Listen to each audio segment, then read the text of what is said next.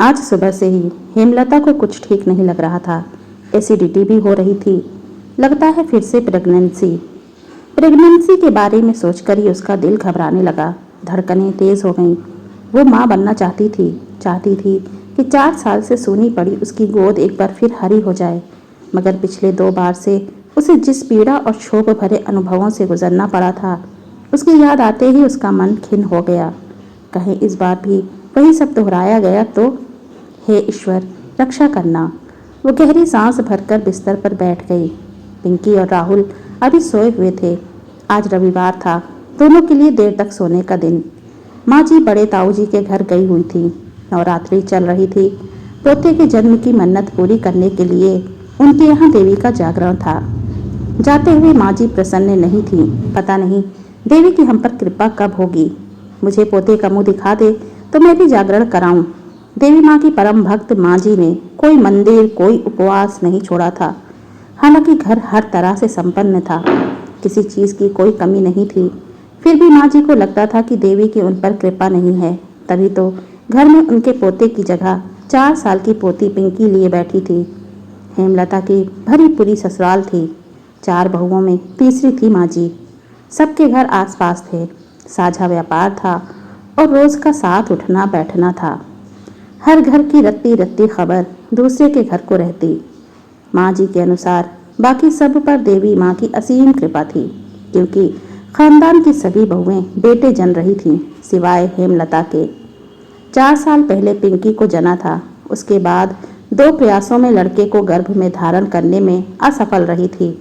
इसलिए हेमलता उनकी नज़रों में हीन व तिरस्कृत थी। बाकी सभी बहुओं ने कैसे गर्भ में आई कन्या का सफाया कर मात्र लड़कों को पैदा करने का गौरव प्राप्त किया है, ये बात हेमलता से छिपी नहीं थी। वो गर्भ परीक्षण कर लिंग भेद के आधार पर होने वाले गर्भपात की घोर विरोधी थी। आखिर उसके पापा ने उसे और उसकी बहन को बड़े लाड दुलार से पाला है, इसलिए ऐसी नीच मानसिकता के बीज उसके दिमाग में कभी नहीं पड़े थे। मगर उसकी संपन्न और पढ़ी लिखी ससुराल में तो माजरा ही उल्टा था। कहने को तो पूरा परिवार देवी माँ का परम भक्त था। लगभग रोज ही किसी न किसी घर में देवी माँ के नाम पर कुछ न कुछ कर्मकांड होता ही रहता।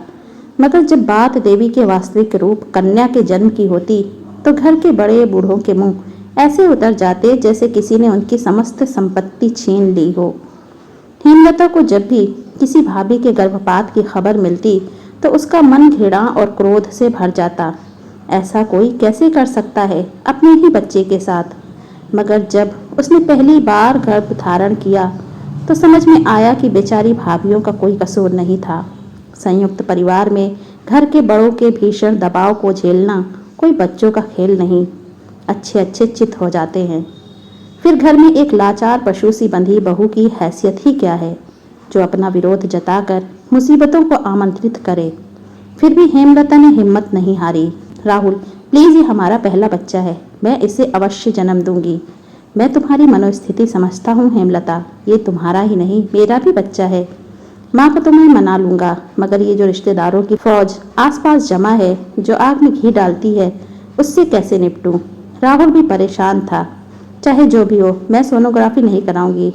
जैसे भी हो, माँ जी को तुम्हें मनाना ही पड़ेगा, हेमलता बोली। बच्चे को लेकर हेमलता किसी भी समझौते को तैयार नहीं थी। इसलिए एक योजना के तहत हेमलता मायके चली गई और जब माँ जी को उसके गर्भ की खबर लगी तब तक गर्भपात के लिए बहुत देर हो चुकी थी। पहला बच्चा था, इसलिए हेमलता की नासमझी का नाटक माँ जी समझ नहीं पाई। फिर पिंकी का जन्म हुआ था, जिसे माँ जी ने बुझे मन से स्वीकार किया। उसके जन्म पर ना तो कोई जागरण हुआ, ना ही बधाई के गीत गाए गए। मगर हेमलता और राहुल खुश थे। कोई और करे ना करे, वो अपनी नन्ही सी जान को बेहद प्यार करते थे। 2 साल बाद हेमलता फिर गर्भवती हुई, पर इस बार माँ जी पूरी तरह से सजग थीं। वो पहली भूल को किसी भी कीमत पर दोहराना नहीं चाहती थीं। हेमलता की छोटी सी छोटी हरकत पर भी उनकी पैनी नज़र थी। वो बच न सकी। माँ के इमोशनल ड्रामे, रोने धोने और क्लेश से बचने के लिए राहुल अनचाहे मन से ही सही हेमलता पर दबाव डालने लगा। हेमलता, माँ को हर बार संभालना मेरे लिए असंभव है। पिछली बार हमारी बात रह गई थी, लेकिन इस बार माँ के मन की हो जाने दो। घर का तनाव मुझसे बर्दाश्त नहीं होता। मैं शांति से जीना चाहता हूँ। घर की हर बात माँ जी रो धोकर नमक मिर्च लगाकर ऐसे पूरे कुटुंब में पेश करती कि सबकी नजरें हेमलता और राहुल की ओर तन जाती। रोज रोज के कलह से बचने के लिए हेमलता ने भारी मन से परिस्थिति से समझौता कर लिया था। तब से अब तक 2 बार गर्भ हत्या का दंश झेल चुकी हेमलता फिर से उसी मोड़ पर आ खड़ी हुई थी। आप बीती सोच सोचकर हेमलता का सिर भारी हो चला। वो रसोई में चाय बनाने चल दी। रसोई में काम वाली बाई मंजुला बर्तन धो रही थी। चाय बनाते वक्त हेमलता को मितली आ गई और वो बाथरूम की ओर भागी। का दीदी, कोई खुशखबरी है का? मंजुला हेमलता की शारीरिक भाषा से समझ गई थी।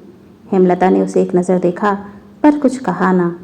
हेमलता की चुप्पी को हाँ समझ मंजुला ने अपना अंदाज़ा पक्का मान लिया। चलो अच्छा है दीदी, पिंकी कब तक अकेले खेलेगी? उसे भी तो कोई साथी चाहे संग खेलने वास्ते। अकेले बच्चे का घर में बिल्कुल जी न लगे है। अच्छा, तेरे कितने बच्चे हैं? हेमलता ने चाय छानते हुए पूछा। कितने का? बस एक ही बिटिया है मेरी। अब तो सयानी हो गई है, 10वीं में पढ़े है। बताते हुए मंजुला का चेहरा गर्व से दमक उठा। क्यों, दूसरा नहीं किया उसके बाद?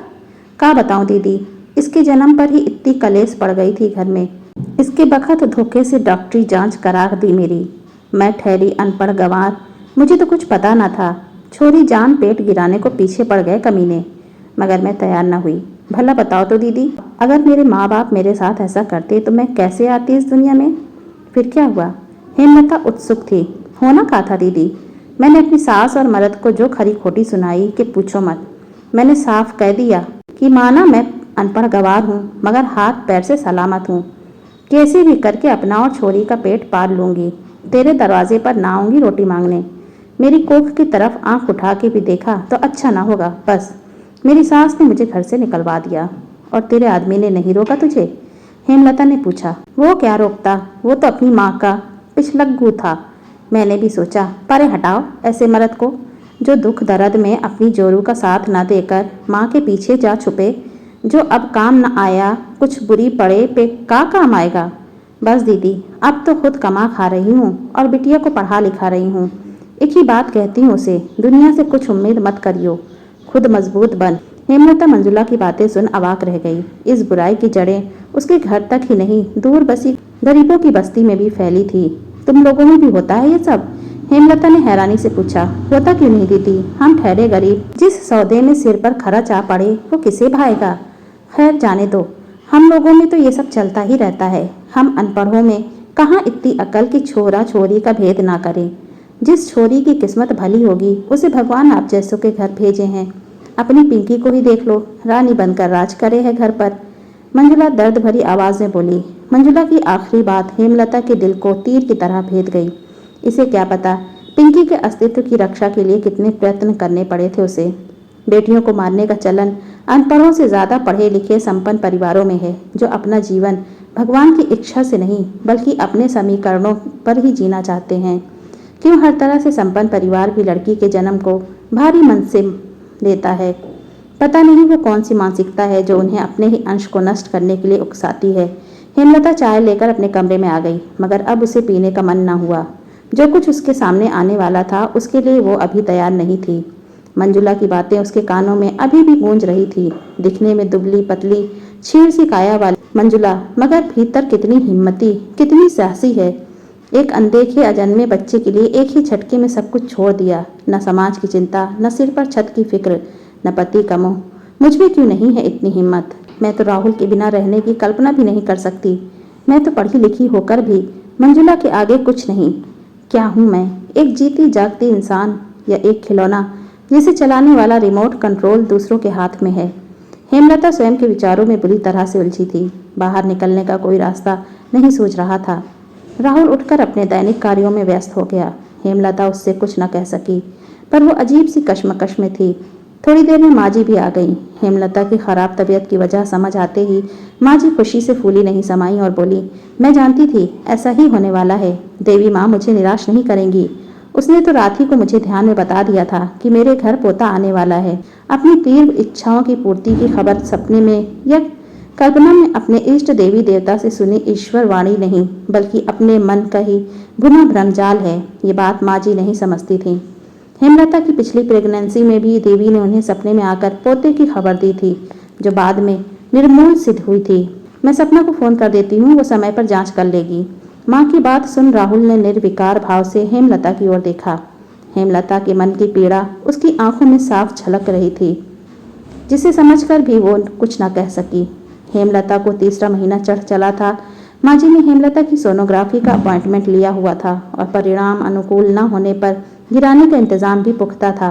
वैसे तो हमारे देश में लिंग परीक्षण अपराध की श्रेणी में आता है, मगर कुछ अतिरिक्त सुविधा शुल्क देकर कौन सी ऐसी सुविधा है जो खरीदी नहीं जा सकती। हेमलता के साथ क्लिनिक में राहुल को न भेजकर माँ जी स्वयं जा रही थी, क्योंकि उन्हें अपने बेटे पर पूरा भरोसा न था। कहीं हेमलता की बातों में आकर पलट गया तो उसकी उम्मीदों पर पानी फिर जाएगा। हेमलता की सोनोग्राफी हो चुकी थी। आशाओं पर एक बार फिर पानी फिर गया था, मगर वो नियति के आगे घुटने टेकने को तैयार नहीं थी। जैसे जैसे गर्भपात का समय पास आ रहा था, हेमलता की बेचैनी बढ़ती जा रही थी। उसका अंतर्मन चीख रहा था, मत होने दे ये अनर्थ हेमलता, बहुत हुआ। कब तक यूं अपने ही खून की हत्याओं का पाप ढोती रहेगी?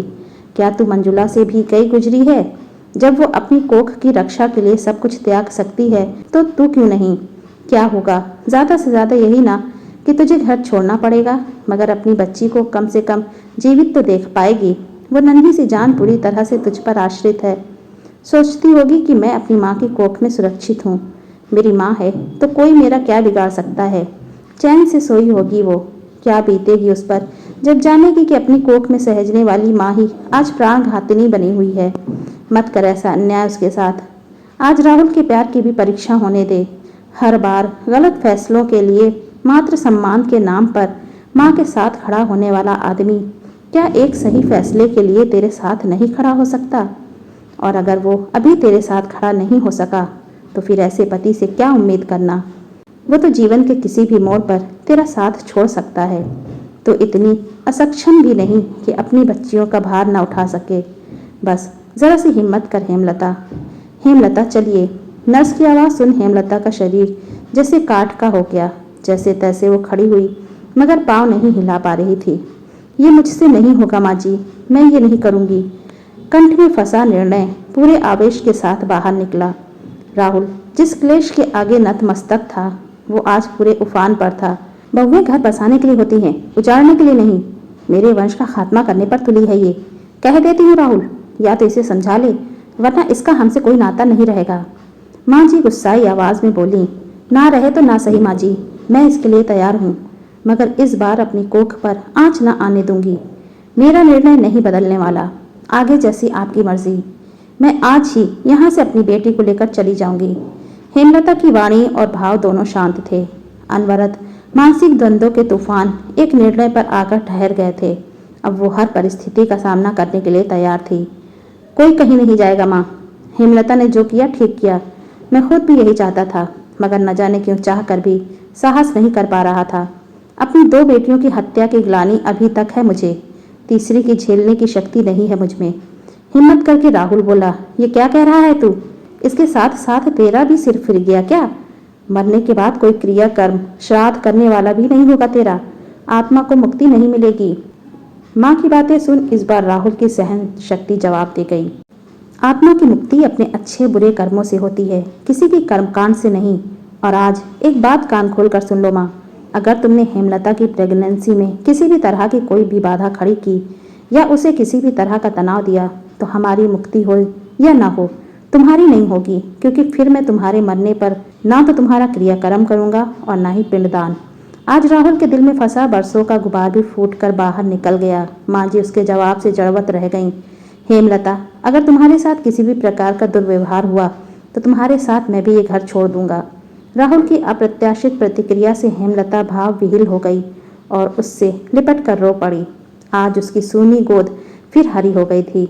आज उसने अपनी कोख के साथ अपने सुहाग पर भी अधिकार पा लिया था।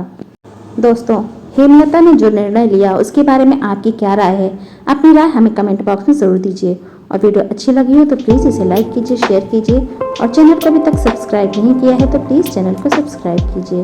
Thanks for watching.